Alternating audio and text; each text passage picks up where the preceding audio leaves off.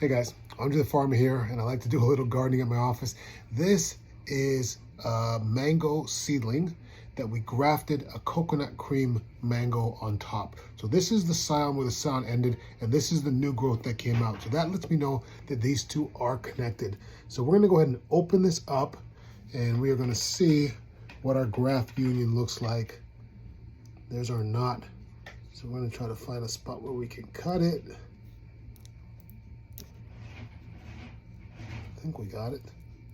Did we get it? Okay. So we're going to try to unwrap this and see what our graft union looks like. And then we have our rubber band, which usually starts to sort of decompose a little bit. But we're going to unwrap that. And we have our graft. So this is what the graft looks like.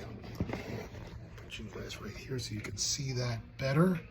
But that's the graft union there.